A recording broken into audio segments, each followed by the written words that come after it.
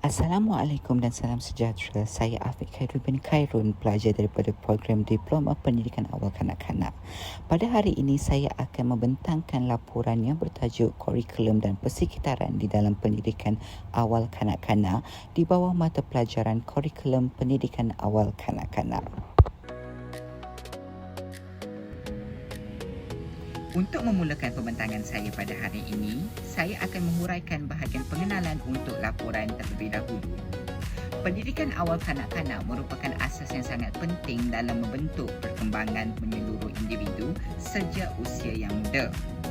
Hal ini kerana pada peringkat ini, perkembangan otak kanak-kanak berlaku dengan sangat pesat dan sensitif terhadap rangsangan persekitaran. Perkembangan kanak-kanak boleh dibahagikan kepada beberapa domen utama, iaitu perkembangan kognitif yang melibatkan pemikiran dan pemahaman, perkembangan fizikal yang merangkumi kemahiran motor kasar dan halus, perkembangan sosial dan emosi yang berkaitan dengan interaksi dan kawalan emosi, serta perkembangan bahasa yang melibatkan kemahiran komunikasi. Sehubungan itu, pembelajaran pada peringkat ini perlu dirancang dengan teliti agar kanak-kanak dapat menyesuaikan dengan tahap perkembangan kanak-kanak, memberi pengalaman pembelajaran yang bermakna serta mampu menarik minat dan penglibatan aktif mereka.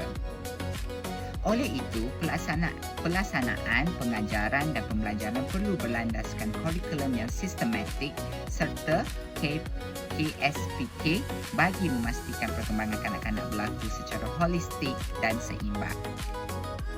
Seterusnya, saya akan menerangkan tentang kurikulum standard prasekolah kebangsaan atau dikenali sebagai KSPK. Apakah yang dimaksudkan dengan KSPK? KSPK merupakan kurikulum rasmi yang dibangunkan oleh Kementerian Pendidikan Malaysia (KPM) sebagai garis panduan utama dalam pendidikan prasekolah di Malaysia. Kurikulum ini dibangunkan untuk kanak-kanak berumur antara 4 hingga 6 tahun dan menekankan pembangunan potensi kanak-kanak secara menyeluruh. Antara objektif-objektif utama KSPK adalah yang pertama, mengembangkan potensi kanak-kanak dari aspek jasmani, emosi, rohani, intelek dan sosial. Yang kedua, membina asas kemahiran literasi dan numerasi. Yang ketiga, memupuk nilai murni serta sasiah diri serta menyediakan kanak-kanak untuk memasuki alam persekolahan formal.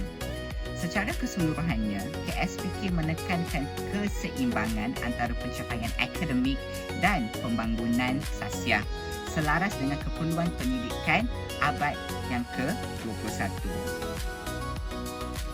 Di dalam KSPK, pembelajaran kanak-kanak disusun berdasarkan beberapa tunjang utama. Yang pertama adalah tunjang komunikasi. Tunjang ini memberi fokus kepada perkembangan kemahiran bahasa.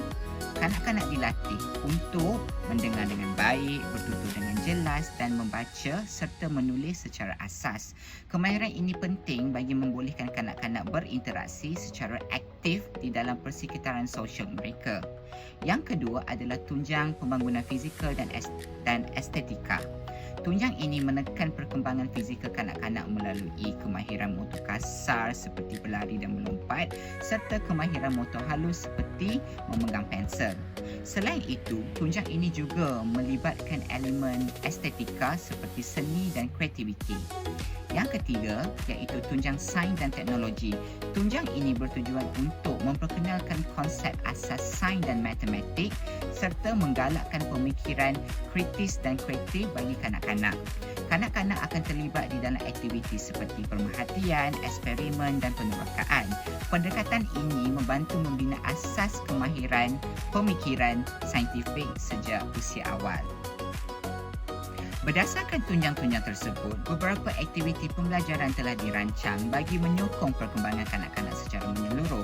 Antara aktiviti-aktiviti yang dirancang adalah yang pertama, aktiviti kotak cerita bergambar, yang kedua, laluan halangan mini dan yang ketiga, eksperimen gunung berapi mini. Setiap aktiviti ini disusun dengan mengambil kira kesesuaian umur, tahap perkembangan dan keperluan pembelajaran kanak-kanak tersebut. Aktiviti pertama adalah kotak cerita bergambar yang berfokus kepada perkembangan kemahiran komunikasi kanak-kanak di bawah tunjang komunikasi. Melalui aktiviti ini, kanak-kanak akan mendengar cerita yang disampaikan oleh guru, menyebut perkataan yang berkaitan dan membina ayat mudah berdasarkan gambar. Penggunaan bahan bantuan mengajar seperti kad gambar dan kotak misteri berfungsi sebagai rangsangan visual yang dapat meningkatkan minat dan perhatian kanak-kanak. Selain itu, pendekatan ini juga membantu meningkatkan keyakinan diri kanak-kanak untuk berkomunikasi di hadapan rakan sebaya. Antara objektif-objektif dan strategi pelaksanaan yang terdapat di dalam aktiviti tersebut adalah objektif aktiviti ini adalah untuk meningkatkan kemahiran mendengar dan memahami cerita dan untuk membolehkan kanak-kanak membina sekurang-kurangnya satu ayat yang mudah. Aktiviti ini selaras dengan standard pembelajaran dalam tunjang komunikasi.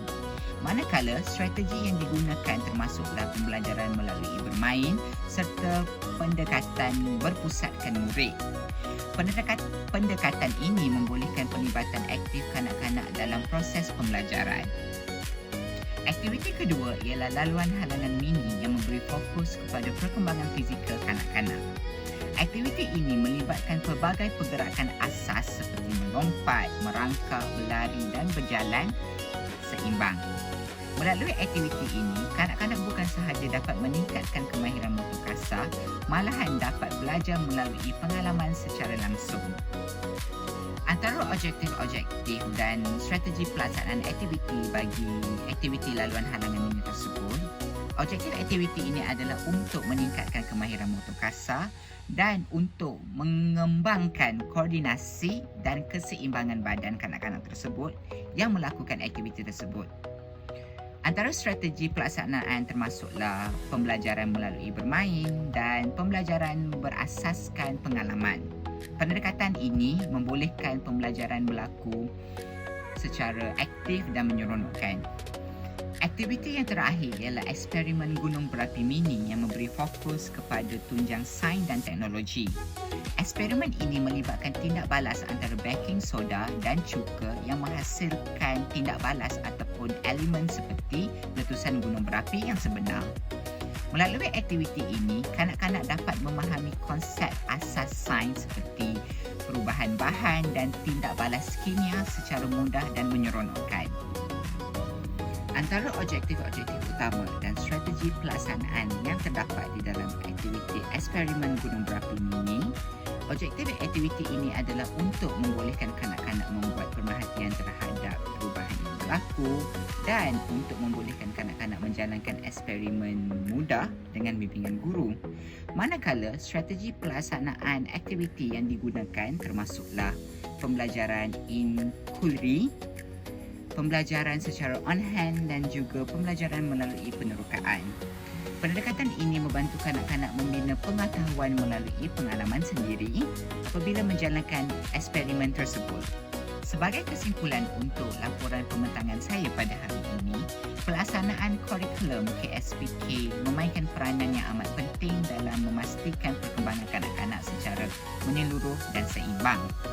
Perancangan aktiviti yang sistematik serta penggunaan pendekatan yang bersesuaian seperti pembelajaran melalui bermain, penerokaan dan pengalaman secara langsung dapat meningkatkan keberkesanan pembelajaran. Oleh itu, guru perlu sentiasa kreatif dan inovatif dalam merancang aktiviti agar selaras dengan keperluan perkembangan kanak-kanak pada abad kini. Sekian sahaja daripada saya untuk pembentangan pada hari ini.